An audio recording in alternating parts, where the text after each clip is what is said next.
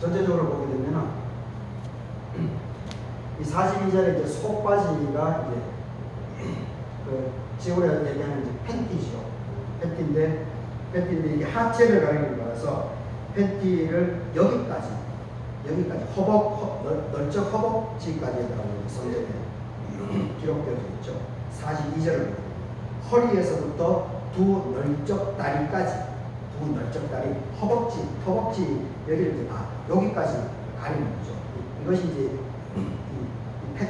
팬티 형태고, 그리고 이제 반포 속옷이라고 하는 것이 이제 원피스처럼 통째로. 그런데 이게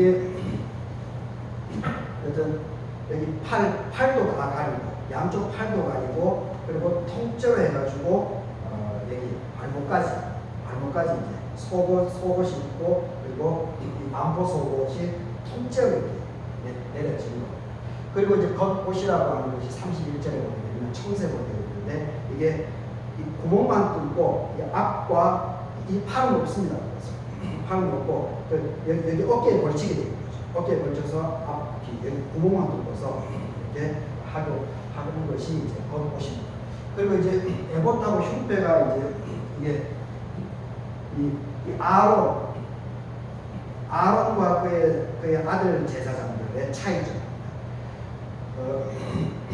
겉옷도 이 청색 겉옷도 여기서부터는 이제 대제사장 이 아론만 갖고 있는 복장입니다. 아론.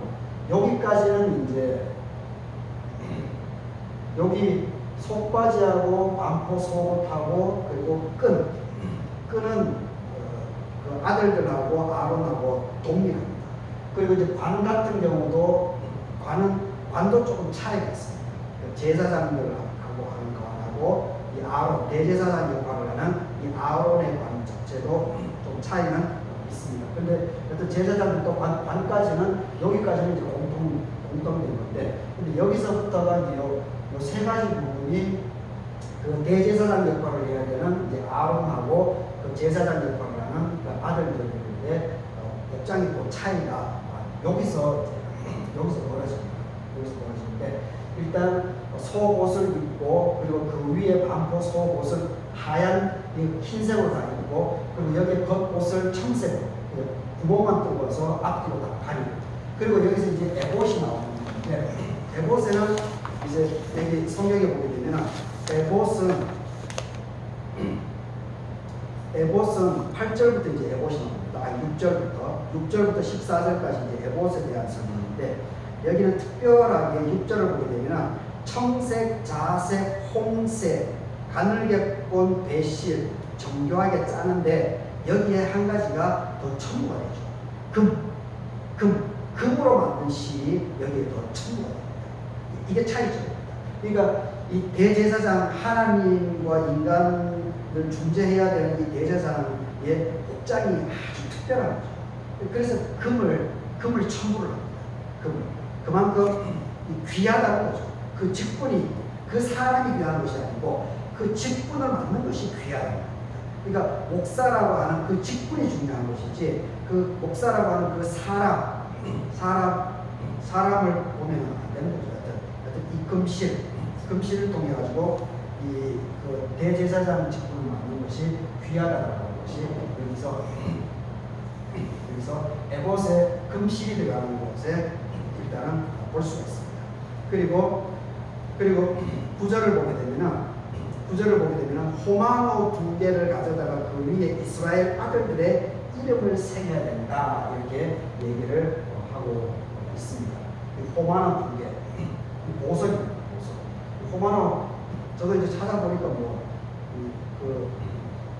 아무래도 보석이 이제 돌도 들어가 있으니까 석영에 들어있는 이런 거라는데, 저도 아직 구체적으로 그 현물을 보지 못했기 때문에 뭔지는 잘 모르겠는데, 하여튼 이 호마노 보석을 가지고 여기에 하나, 둘, 셋, 넷, 다섯, 여섯, 하나, 둘, 셋, 넷, 다섯, 여섯 지파.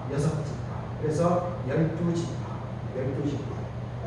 야곱의 아들들의 이름을 여기 순번에 따라서 나이별로 이렇게 적어요. 그래서 요 에봇이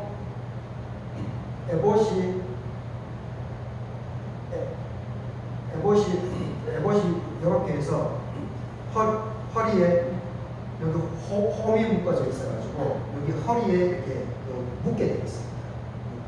묶게끔 에봇은. 그리고 여기 이제 흉패가 들어가는데 흉패가 이제 가슴이니까 가슴 앞에 이제 흉패를 만듭니다. 가슴 앞에. 저 흉패가 바로 이런 형태로 만드는 거죠. 한 뼘이니까 보통 15cm 정도 잡죠. 15cm에서 한 20cm 잡습니다. 이렇게 한 뼘 정사각형입니다. 정사각형으로 만들어가지고 그 흉패 부분이 15절에 얘기가 나옵니다. 그래서 판결 흉패를 에봇 짜는 방식으로 하라고 얘기하죠. 15절에. 그러니까 금실이 들어갑니다. 여기도 흉패에도 금실이 들어갑니다. 금실. 그래서 한 뼘씩 해가지고 여기에 요 위에서부터 16절에 보게 되면 길이와 넓이가 한 뼘씩. 그런데 두 겹으로 하라고 했죠. 두 겹으로. 그러니까 이것이 이 천이 금, 청홍, 자색, 실로 짠 것이 요것이 한 겹이고 또 한 겹을 뒤에 덧대라는 겁니다. 그리고 요것을 이 세 측면을 금실로 이렇게 묶는 겁니다. 그리고 요 안에다가 30절을 보게 되면 너는 우림과 둠밈을 판결 흉패, 이걸 이제 판결 흉패, 가슴에 붙이기 때문에 흉패인데, 근데 판결이라고 하는 이름이 또 덧붙여 있는데, 왜냐하면 우림과 둠밈이라고 하는 것이 이제 번역을 하게 되면 빛, 우림은 빛, 그리고 둠밈은 완전하다, 빛, 완전함, 그런 뜻을 갖고 있습니다. 그러니까 여기에 이걸 그리고 앞부분에 있어서는 여기 구체적으로 이 보석 종류가 다 다르죠. 12가지가 다 다릅니다. 그것이 이제 17절부터 나와 있죠. 첫 줄은 홍보석, 황옥, 목주옥 이렇게. 그리고 두 번째 줄 18절에 나와 있죠. 성유석, 남보석, 홍만옥. 그리고 21절까지 구체적으로. 그러면서 21절에 보십시오. 이스라엘 아들들의 이름대로 12이다. 보석마다 12지파에 한 이름씩 도장을 새기는 법으로 정밀하게 잘 새기라는 거죠. 그러니까 아들들의 이름 12지파에. 그러니까 이 에봇 허리 이 에봇을 만들어 가지고 이 가슴에 묶습니다. 가슴에 묶고, 그리고 이 판결 흉패에 12개의 보석으로 12지파를 상징하는 것을 여기에 만들고, 그리고 두 겹으로 하는 거죠.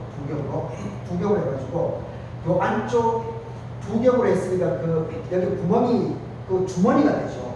앞뒤로 그리고 금으로 이렇게 금실로 이렇게 엮어버렸으니까 이거 주머니가 됩니다. 그래서 여기 주머니에 이 30절에 우림과 둠밈이라고 이렇게 보석 그게 이제 판결을 하는 겁니다. 색깔이 바둑판 보게 되면 검은색, 검고 흰색이 있지 않습니까? 그것을 여기 집어넣는 겁니다. 그래서 대제사장 역할을 맡은 사람이 하나 이제 우리가 무속신앙으로 보게 되면 점을 치는 거 있지 않습니까? 점을 제비뽑기 하는 거죠. 이게 일반 합리적인 부분에 있어가지고 판결이 안 날 때, 신약에 있어가지고 제사장이 아니고 집사 뽑을 때도 제비 뽑기를 하지 않습니까? 제비 뽑기를 해서 마띠아가 서줄 때는 그런 방식하고 똑같습니다. 힘들 때, 인간의 합리적인 생각으로 도저히 할 수가 없을 때, 그냥 돌 두 개, 색깔이 다른 돌 두 개를 여기에 집어넣어가지고 이 사람이 대제사장이 성소에 들어가서 하나님 앞에 기도하면서 그것을 하나를 뽑는 겁니다. 그래서 거기서 의미를 대제사장이 해석을 해줍니다. 그래서 판결, 그래서 흉패인데 가슴에 있는 패인데 판결, 우림과 둠림이 있기 때문에 판결, 그걸로 선택을 한다라고 하는 의미에서 판결 흉패라고 하는 이름이 붙어 있는 겁니다. 그래서 이것이 이제 12개, 그리고 여기에 이 호만으로 만든 6지파 이름씩 써져 있는 것이 요게 어깨, 양쪽 어깨에 또 보석이 있어서 여기 6지파씩 이름이 여기 있는 겁니다.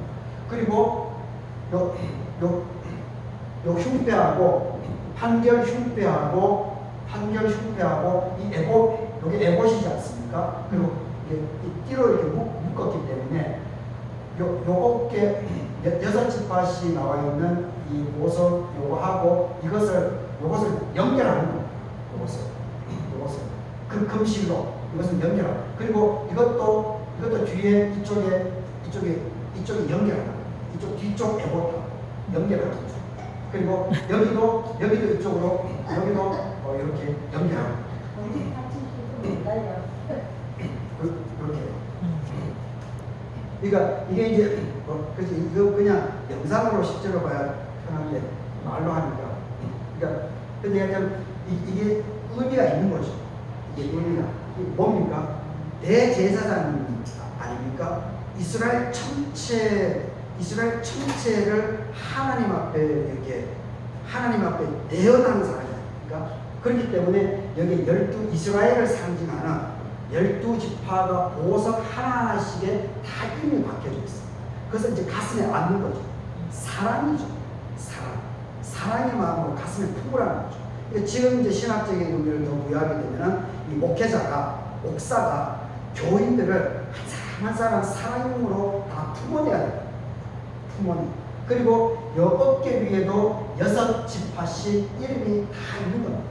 그러니까 이 제사장이 교인들의 무거운 짐을 지고 하나님께로 나가야 된다. 지금 신학적인 의미로 이걸 해석 적용하잖아요. 그런 의미가 내포되고 있는 거죠. 아주 큰 상징적인 의미. 그리고 제가 지난 시간에도 얘기를 했는데 여기 보게 되면 이 34절에 나왔죠. 이제 제사장이 또 다른 그 에봇 받침 겉 부분이 있어서 청색으로 된 이 양쪽 구멍만 파서 그냥 이렇게 양쪽으로 이렇게 청색으로 된 그 옷인데, 근데 그것도 이제 발목까지 오겠죠. 발목까지 오는데 이 끝에 보십시오. 전부 청색으로 하되 32절을 보게 되면 두 어깨 사이에 머리가 들어갈 구멍을 내고 그 주위에 갑옷깃같이 깃을 짜서 찢어지지 않게 하고, 요 목만 파고, 그리고 이렇게 양쪽이 앞뒤가 터져 있기 때문에, 근데 이게 이제 막 이게 실이니까 이게 찢어질 수 있지 않습니까? 헤어질 수 있으니까 이 끝마무를 다 하라는 거죠. 끝마무를 깔끔하게 하라는 거죠. 이 옷 이렇게 마무리하는 것처럼 헤어지지 않게 끝마무리를 깔끔하게 하라는 거죠. 갑옷깃처럼 하라는 거죠.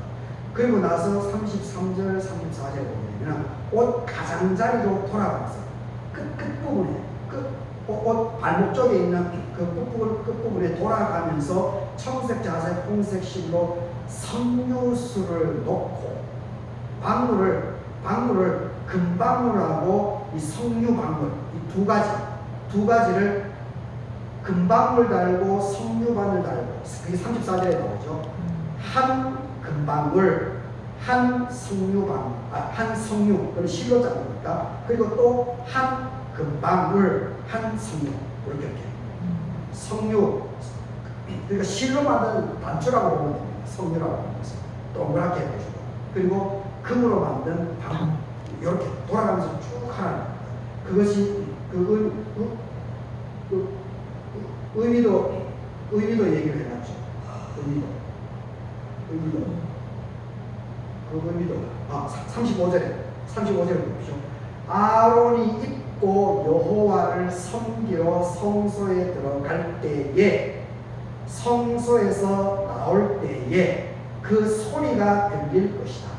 그렇죠? 방울이, 금으로 만든 방울이 있으니까 딸랑딸랑딸랑딸랑 그러지 않겠습니까? 들릴 것이다. 그리하면 그가 죽지 아니하리라. 그가 죽지 아니하리라.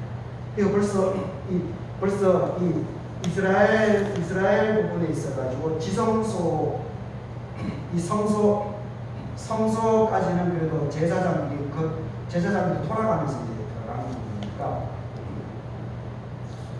사고의 위험이나 이런 부분이 거의 없었던 것 같습니다. 그런데 이 지성소는 그 법궤가 있는 곳이지 않습니까? 그리고 1년에 대제사장이 여기 한 번밖에 들어가지 않습니다. 근데 여기에서 사고가 일어날 때가 간혹 있었다라는 것을 한편으로 그렇게도 해석할 수가 있고, 그리고 또 한편으로는 하나님을 대면하면은 사람은 죽는다라고 하는 그런 고정관념이 있었던 겁니다. 그래서 그 부분에 대해서 예방책으로 지금 대제사장 직분을 맡은 사람에게 겉옷 끝자리에 금방울하고 세 가지 실로 된 방울이 아니고 그것을 넣어서 소리가 나겠다라는 것을 여기에 자세하게 얘기를 해주고 있는 것을 봅니다. 어떤 이 대제사장이라고 하는 것이 이 복장에서부터 벌써 물론 구약이지만 이게 신약적으로 적용해 보게 되면 하여튼 이렇게 이 대제사장, 그 목사라고 하는 사람은 이렇게 교인들을 품에 안아야 된다. 그리고 교인들의 그런 기도 제목들을 어깨에 자기 것으로 이게 어깨에 짊어져야 된다라고 하는 것을 상징적으로 신약적으로 해석을 할 수 있다는 것을 여기서 살펴볼 수 있습니다.